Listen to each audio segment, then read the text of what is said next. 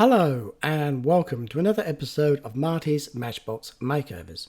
Today I shall be showcasing the makeover of this Matchbox number 65C Claas Combine Harvester, made in 1967. The general consensus is that this model was based on the Claas Matador model of combine harvester. Now, living in the country, we have seen a bumper crop this year and the farmers are loving it. They've been harvesting with their combine harvesters all this week. And what's good about this crop is that it produces corn, amongst other things, and our chickens love corn. And you know what? I love our chickens and I love our fresh eggs. I tell Kevin every day. Right, me and Kevin are here to check for some eggs. Do you want to check for some eggs, Kevin? Come on, man. Ready? How many have we got today? Oh, there's three! There's three! I love these chickens! Come on, Kevin. I'll pick them up later. Come on, back to the house. So watching the farmers doing their harvest reminded me of the fact that I had one of these combine harvester models. And I remember it was in this boxed set that was sent by a viewer a couple of years ago. I got it out and had a look at it, and whilst I was searching for it, I actually found a second one. So I've got two of these now, and I thought, what should I do with the second one? So what I'm going to do is I'm going to do one in the original red, and the second one I'm going to paint it with John Deere green paint and make a John Deere custom model.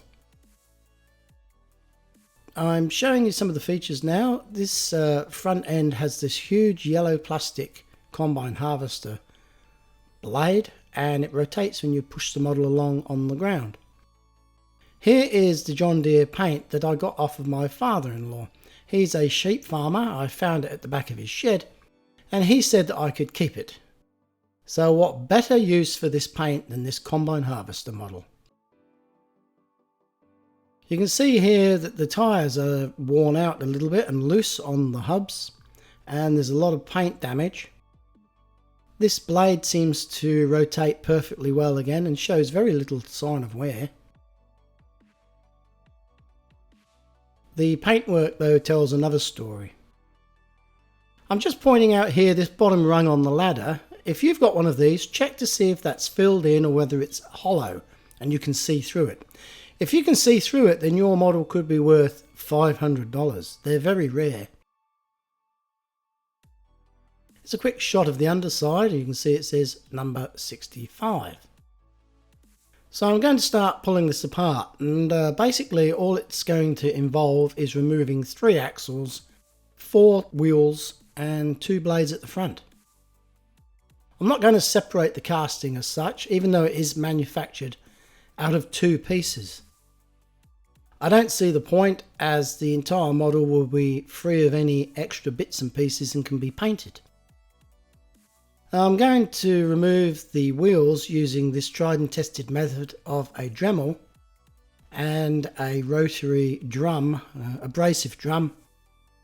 And what I do is I very gently remove the peening on the end of the axle, the thinner end of the axle I should say, and remove the axle just by pulling it through from the opposite side. I've done it many times before. On the front, however, it's a little bit difficult to use this method because there is such a small amount of axle protruding. In actual fact, I think I damaged the wheel slightly there, and what I'm going to have to do is either replace it, or what I'll probably do, if the other side's okay, I can just turn it around and then the damaged side will be facing inboard and will not be noticeable on the finished model.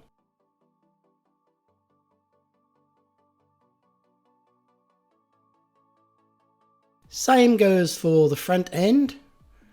That blade is held on again by a very long axle. And this one here is particularly rusty. I guess maybe that the child that owned this model was playing with it in the garden one day and it started to rain. So he ran inside and left it in the garden, and that's why it's rusty.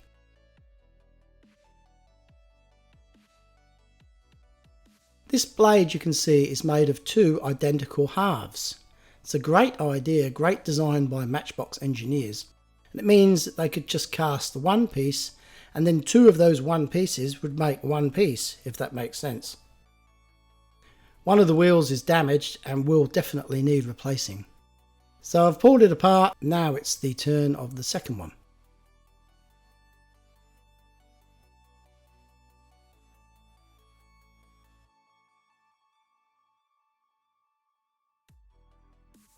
I like to keep all the parts as I pull them apart separately in these little disposable rice containers, that way nothing goes missing.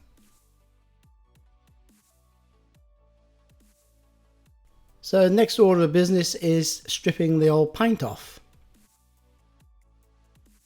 Now I use another disposable container, and I'm going to use this tried and tested favourite of mine, the Poly Stripper paint stripper. But before I do, I have to check that I've got the paint to repaint it the original red colour.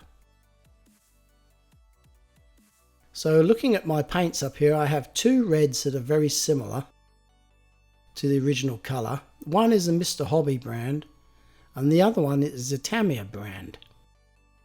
So whichever one is a good match is the one I'm going to be using. So I start off with the Tamiya X7 red, and straight off the bat I can't get the lid off.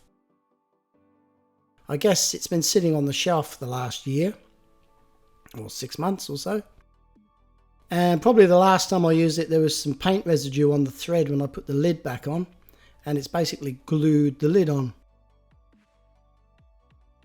So I'm very gently holding it in this vise, and I'm using some multi-grips to try to unscrew the lid. The tool on the left there is another tool that I tried to use, but unfortunately it wasn't big enough for the lid, so I had to go back out to the shed and get these pliers. Still, that seemed to work well. I give it a quick stir, and then I take a sample on the end of these little cotton buds, and I dab it onto the model where the paint is missing, and I overlap it on the original paint, and I try to get an appreciation of what it's going to look like when it's totally covered. And you can see here it's a fantastic match. It really is almost the exact colour. So I'm not even going to bother with the Mr. Hobby. I'm going to run with the Tamiya X7 because it seems like a perfect fit. So now I've worked out the paint, like one's going to be red and the other one's going to be green, I can go ahead with the paint stripping. I put this on, this product, this paint stripper, I put it on very thick, use plenty of it, and I'm pushing it into all the cracks and crevices on this model. It's going to be very difficult to get all of the paint off in one hit, because I know from experience that all these tiny little right angles and gaps and valleys and things tend to trap the paint. So I'll now leave that to strip, and I'll go make myself a cup of tea.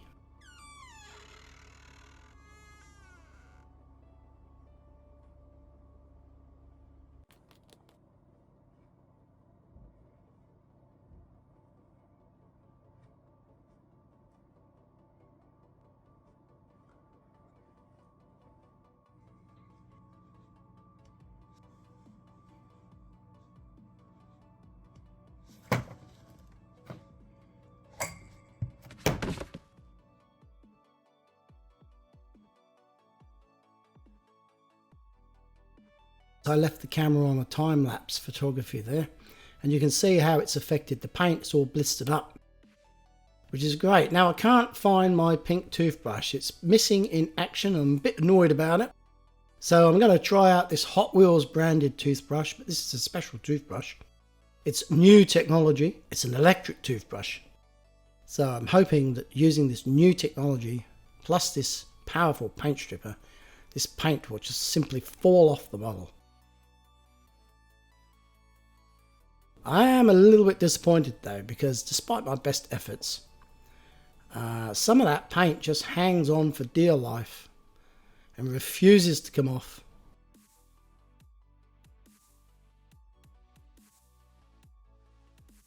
And I end up having to do it a second time.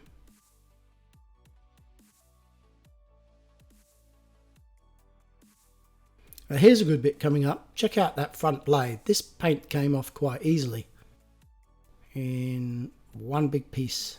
It's so satisfying when that happens.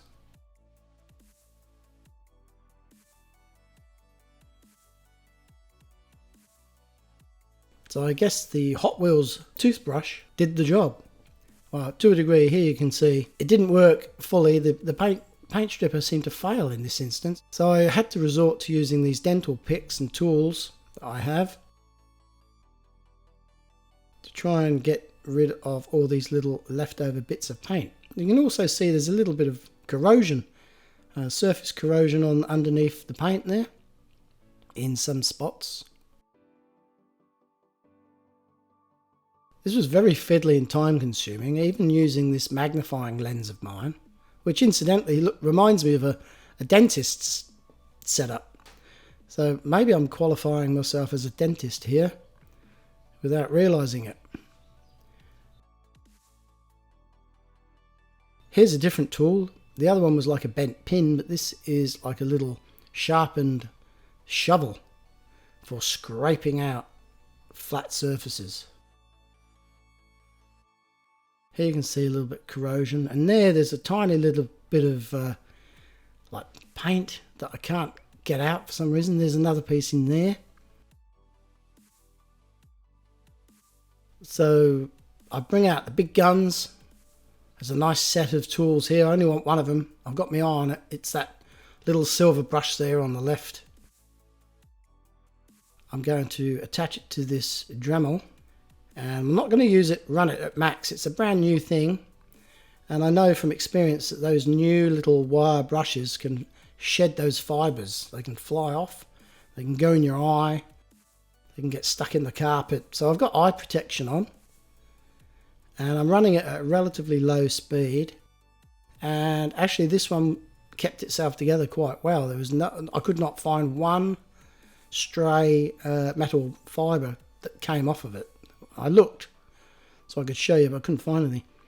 Anyway, that did a great job. It also took off some of that corrosion and made the whole model look good again. So now it's time to paint. So the extraction fan goes on, the light goes on, the spray booth's up and ready for action. First up, I like to prime the models. Matchbox never did, I don't think, so it just gives me a sense of satisfaction to see them a nice uniform colour before I start painting them. Today I'm using the white fine primer. Normally I use the grey. The packaging looks exactly the same except for the word white or grey on them, and because this is like a grey metal, I actually using white, I thought I was using the light grey until much later when I looked at the can and thought, hell, I've used white paint. Still, you can't really tell. Goes on really good. I'm a little bit concerned about some of those little gaps there between the auger and on the casting. I might have to get a brush in there just to sort of get some paint in where the spray didn't quite reach.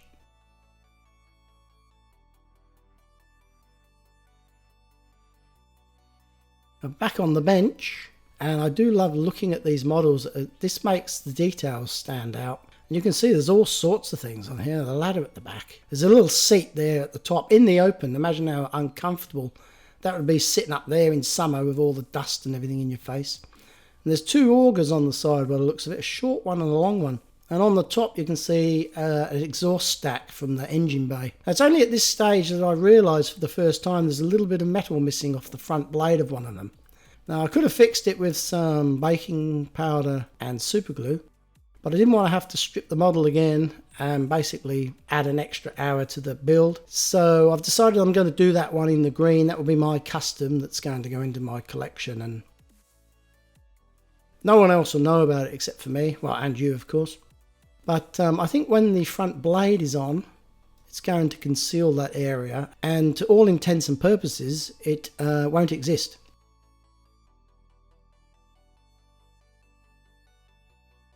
So mixing up the red paint now, I have to add a very small amount of airbrush thinners, make it very watery like milk.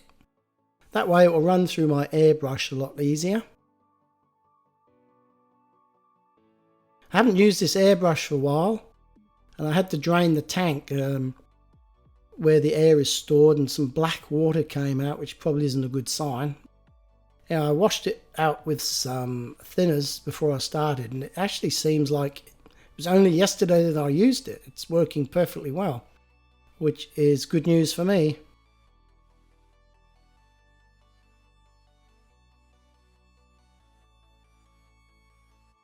I don't know how it's going to go with this John Deere paint, however. This is not your average modelling paint, it is a thick enamel paint. You need enamel thinners, mineral terps is the go. So I've got some mineral terps out of my shed. Now I'm taking the lid off. I don't know how old this paint is. I'm looking in it expecting to see it skinned. No, there's no skin. Instead there's this gorgeous green paint. It just needs a bit of a stir. And I'm going to be in business. It's quite thick, so I'm going to spoon some out. Now here's a little Uri Geller trick I learned. You rub that there with your finger and thumb, and the spoon bends. It turns it into a ladle. So now I can scoop some green paint out, just enough for one model. Oh yes, look at that colour. It's gorgeous. This is going to look good. I can see it now in my mind's eye. I'm dreaming about what it's going to look like.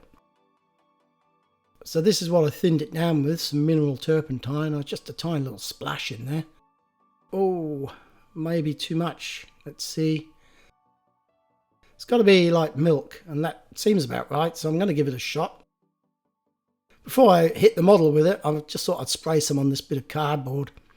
See how the airbrush copes with it. It seems to, wow, it looks excellent. So away I go.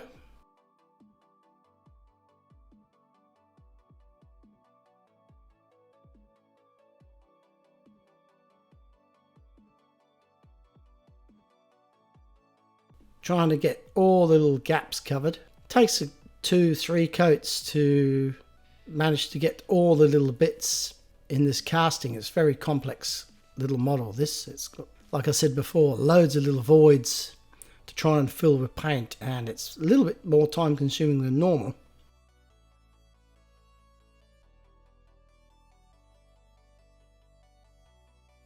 But you know what? I'm happy with that. That looks good.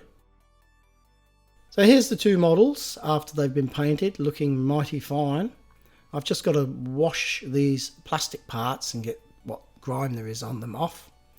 Just separate the axles using a magnet. Reason being, I've got no nails and fat fingers, and I find it very difficult to pick these axles up, so the magnet came in pretty handy. I'm going to wash these up just with some warm water and a little bit of washing up liquid.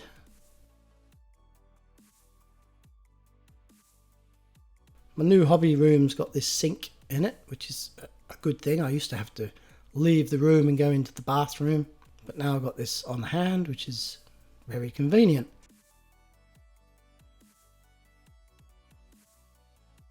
And these yellow blades, they come up absolutely like new. You'll see in a minute. For the wheels and the hubs and the tyres, I've got this little cleaning rig. It's just some nails in a block of wood with the heads cut off.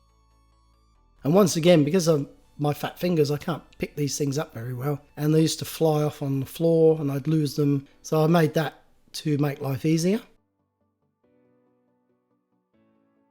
These came up really clean. However, I want them to look like they're fresh out the factory, straight out of the injection moulding machine.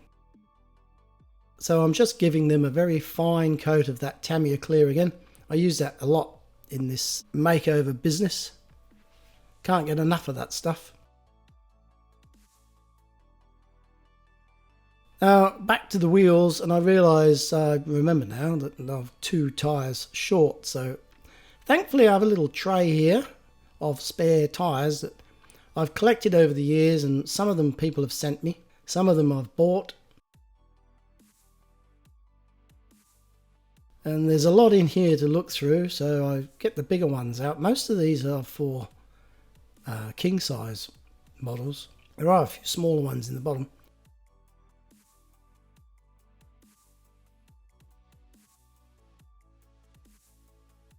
I have to tip them out to find them. And look at that. Isn't it amazing how the human eye works? Just hundreds of tyres in there, and I just very quickly, like literally 5 or 10 seconds, I find two exactly the same as the originals. So that was good news. Not too sure what I would have done if I didn't have them. Now, these are the wheels. I stick them on a piece of double-sided tape. I give them a quick spray of the varnish again, just to spruce them up a little bit. And for the black wheels, they're scuffed up from play. They show sort of signs of wear. I just use a little bit of this tire wash that I made from the thinned down Tamiya X1 gloss black. Now, looking at these axle pins, I noticed that one of them is covered in rust. So I thought, first up, I'll clean all that rust off using the old steel wool and drill method.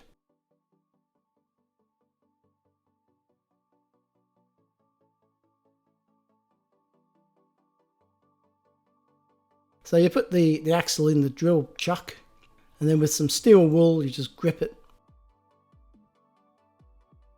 spin up the drill, and it comes clean. Well, obviously I didn't realise, but this is rustier than I thought, and I actually gripped hold of the wire wool and snatched it out of my hands, and I couldn't hold it. So I had to go back to using some emery paper. Now, ordinarily I have a sheet of pretty coarse emery paper lying around, but you think I could find it? No. So I've had to use what I could find, which was some rather fine stuff. And this took absolutely ages to clean up. Well, I say ages. Instead of it taking a minute, it probably took like 5 minutes. It seems like an age. And then at the end of it, it still looked pretty ordinary because it was rather pitted from the corrosion. Then I realised it's going to be hidden in its entirety inside the front blade. So it's not really that much of an issue. So I can live with that. And so I cleaned up the others similar way. And now I've laid all the pieces out, checked there's nothing missing, and I'm ready to put them all back together. Which is the exciting bit. I do love that green. In fact, I love both colours. The red and the green look good. Now, when I've finished putting them back together, I'm going to put on a little John Deere decal on the John Deere version, a custom model. So I printed one out there to see what it looked like. Got the size right. And now I've printed them out on some white backed decal paper. And again, this Tamiya clear varnish comes into its own. I give them a couple of coats of that. It looks all pitted and bubbly, but it does smooth out beautifully when it dries. And that just stops the ink from bleeding when you put it in the water. It helps to make them last a little bit longer too. So I'm going to put the wheels back on now. I usually use a drill press, but I haven't got that set up yet at the moment. So instead I'm using another tried and tested method, which is 2 nail punches with concave ends. I use one to hold the good end of the axle steady, and the other end I peen over with a small hammer, hitting it gently multiple times. And then when I have secured the wheel, I then put the second nail punch on top of the axle, and using a hand drill with a hammer action, I just spin it up and it hammers the end of the axle into a more natural looking finish. So it looks more like the original Matchbox axle from the factory. So if you haven't got a drill press, that's something you might want to try if you're doing this at home.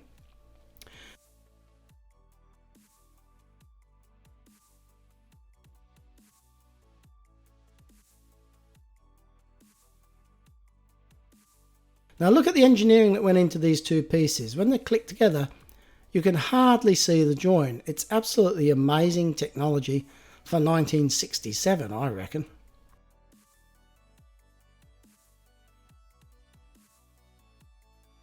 The axle fits well. Not much to peen over on that, but I do it anyway, and it is risky because you can damage the model if you miss. And here's a demonstration of the action of the front blade rotating when you're pushing it along the play.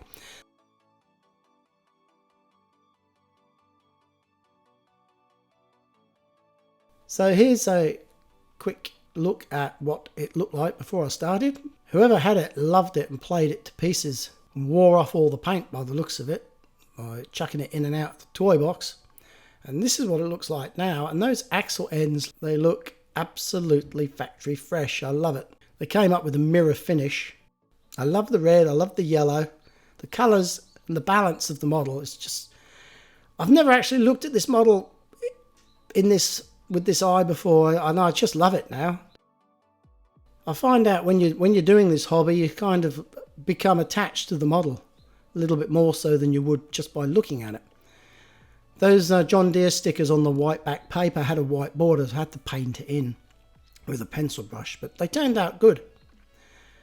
And I must say, I'm very, very pleased with the results, and these two models are going to look great in my display cabinet, whereas before I wouldn't give them a second look. Anyway, now it's time to go and check on the day's egg production.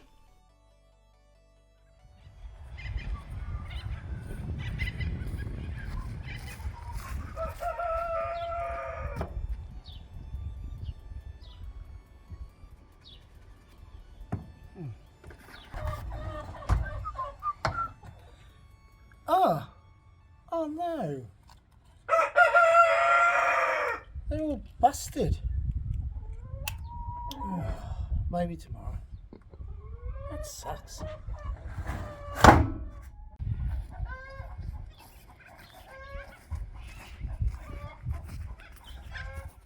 Thank you so much for watching. I hope you've enjoyed it. If you have, please like, subscribe and recommend to your friends. And until next time, this is Marty saying goodbye. What the fuck? I want to put this in there. Oh, I can't get this thing out. Nothing but rain. Oh, I can't get the lid off. Do you want me to do it?